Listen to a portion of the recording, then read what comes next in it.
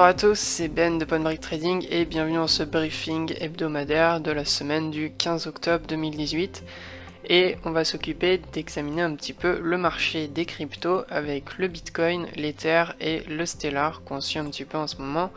Donc pas de nouvelles importantes à donner par rapport aux cryptos, donc comme chaque semaine en ce moment c'est vraiment une période assez difficile sur les cryptos, on est un petit peu perdu, il y a de la régulation qui se met en place de partout et on n'a toujours pas de mouvement ou de tendance intéressante à suivre. Sachant que cet été il y a eu quelques mouvements intéressants, en juillet j'ai pu faire des trades super sympas avec des performances assez intéressantes, donc il y a eu des achats ici en juillet, donc si vous suivez un petit peu sur Steemit vous verrez que j'avais acheté ici autour des 6300 en juillet et on a eu une belle tendance qui a fait plus de 30%, donc c'était vraiment intéressant. Mais depuis, on n'a jamais eu de réelle opportunité intéressante, sachant que la dernière hausse qu'il y a eu, elle n'était pas intéressante, elle a été stoppée très vite. Et la compression long terme continue et continue de compresser et d'être de plus en plus petite, sachant que le niveau des 7000 n'est plus vraiment intéressant, sachant que maintenant on est plus vers les 6800 comme point haut, et on n'a jamais atteint les 7000, donc on stagne autour des 6750.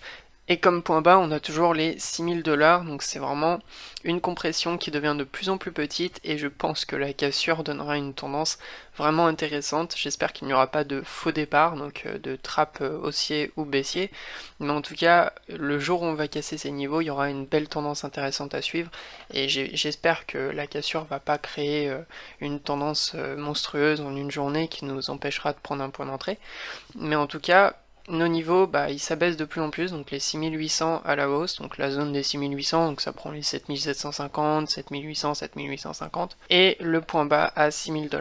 Pour l'instant, rien d'intéressant sur le Bitcoin, je fais juste un petit point pour vous dire, voilà, la compression elle continue, et quand ça cassera, on suivra le sens de la cassure. On va aller faire un petit tour sur l'Ether. Donc Ethereum qui lui aussi ne bouge pas, il compresse, donc c'est de pire en pire.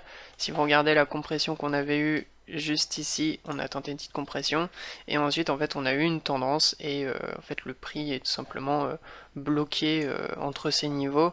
Il est entre les 200 $, enfin comme point le plus bas qu'on ait atteint c'est 165 $, après 167, et comme point le plus haut qu'on a atteint ces derniers temps c'était 250 $, et actuellement on est à 200 $ sur l'Ether.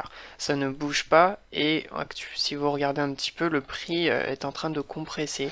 On est sur une fin de tendance baissière hebdo, et quand même il y a une faiblesse à la baisse, donc l'Ether n'a plus trop envie de baisser, même s'il a des fortes baisses certains jours, il a quand même du mal à baisser, donc au cas où il descendrait, on a quand même encore le niveau de support ici à 165 $ à peu près, et au cas où il prenait une grosse baisse, on finirait facilement sur les 100 $, qui est le prochain gros niveau de support.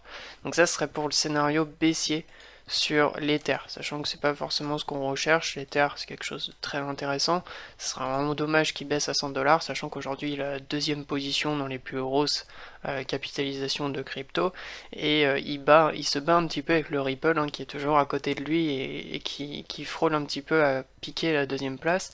L'Ether reste quand même une des cryptos qui a une super technologie et qui a beaucoup d'avenir devant elle, donc on part dans l'idée qu'elle se maintiendra dans ses prix pour l'instant, et on espère qu'il y aura des bonnes nouvelles qui vont qui vont faire que les personnes vont réinvestir sur l'Ether pour au moins le stabiliser vers les 300 ou 400 $, ce qui permettrait de faire une petite remontée et de augmenter la capitalisation de Ethereum. Donc rien de plus pour l'instant, les plans n'ont pas changé. Si on casse par le bas, l'objectif c'est 150 puis 100, et si on casse par le haut, on va chercher les 300 comme premier objectif et ensuite les 400 comme second objectif pour un biais haussier en moyen terme. Voilà pour Ethereum. On termine avec le Stellar qui lui ne bouge pas beaucoup. Oula, attention, on n'est pas sur le bon Stellar. Hop là, excusez-moi. Je crois que c'est celui-là. Voilà, c'est celui qui est sur IG en 10. Voilà, donc c'est sans contrat Stellar. Donc le Stellar est en centimes, je vous rappelle, c'est 0,20 centimes. Et ici, c'est sans contrat, donc c'est pour faire 1 € le point. Donc, par rapport au Stellar, on a eu une forte tendance baissière jeudi qui nous a fait sortir de notre compression journalière et nous a fait retourner tout simplement sur des niveaux assez bas. Donc on a frôlé le niveau des 20, donc c'était plutôt le scénario baissier qu'on pouvait rencontrer sur le Stellar, sachant que le scénario baissier, vous voyez, j'ai rien touché, hein.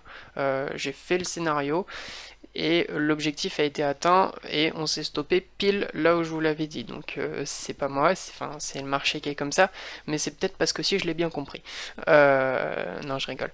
Mais en tout cas, je vous invite à aller faire la formation gratuite si vous l'avez jamais faite. Allez sur le site Point Break Trading, il y a le lien dans la description. Et une fois que vous serez formé, vous serez capable de faire ça et de voir que quand vous mettez vos objectifs de prix, en général, la tendance, elle aime bien s'arrêter dessus et faire une petite pause. Donc c'est vraiment une façon de faire vos scénarios, ça vous permet d'avoir des plans précis, de savoir quand prendre vos bénéfices, quand sortir, quand est-ce qu'on aura des fins de mouvement, quand est-ce que le prix pourrait se retourner, quand est-ce qu'on aura un début de tendance. Et vraiment quand vous comprenez le mouvement et comment il évolue, ça vous permet vraiment de gérer au mieux vos trades et de toujours savoir ce que vous faites en fait. Vous n'êtes jamais dans l'hésitation, vous prenez ce que vous avez devant vous et ce que le marché vous donne.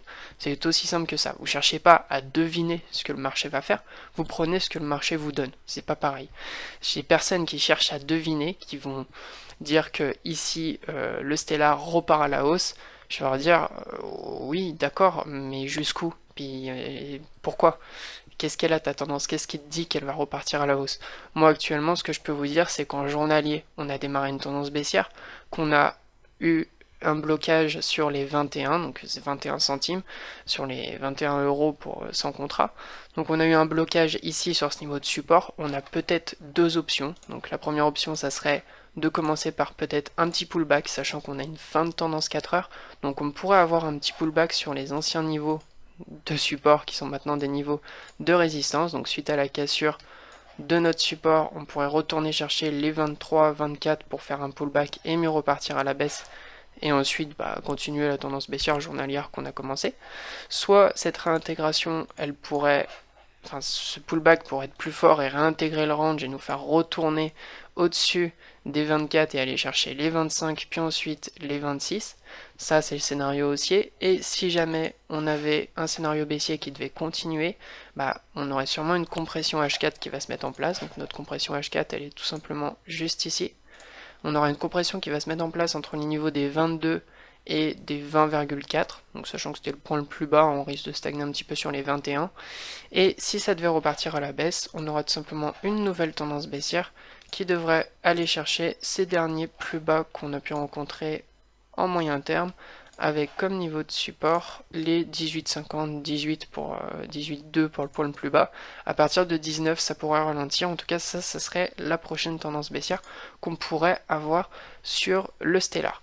Voilà pour le plan sur le Stellar pour la semaine. Donc j'espère que ceux qui suivent le Stellar, ça vous a aidé quand même la semaine dernière d'avoir ces plans là, sachant que ça s'est réalisé à la perfection. Donc si vous étiez en train de trader en intraday, il y avait simplement à chercher une entrée à la vente ici, donc c'était très tard dans la nuit, donc c'était pas forcément ce qui est le plus simple. Mais si vous avez suivi les plans, vous aviez un biais baissier. Si vous n'avez pas pu rentrer, tant pis. En tout cas, le biais haussier était intéressant, mais il ne s'est pas réalisé.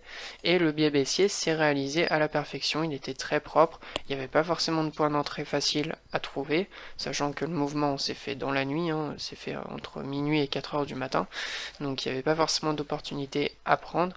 Mais en tout cas, actuellement, on est en compression. Et si vous voulez reprendre un achat, en court terme, ça serait d'acheter jusqu'au pullback à 24 ou sinon de vendre la continuation de la baisse quand on sortira de la compression ici, vendre jusqu'à 18. Et pour des scénarios plus moyen terme, c'est assez difficile sur Stellar actuellement d'avoir une réelle tendance, mais un scénario plus moyen terme, ça serait tout simplement d'être acheteur sur les points bas des 18 pour simplement retourner en haut du range hebdo qui est en train de se faire. On a un range hebdo qui est en train de se créer entre les 28 et les 18, donc ça serait un gros range hebdo et il y a quelques tendances à suivre. Donc si vous avez un biais intéressant à l'achat en moyen terme, ça serait d'attendre qu'on retourne chercher ces points bas pour acheter une hausse qui remonterait jusqu'en haut, hein, jusqu'au 28, 27, 28 pour commencer.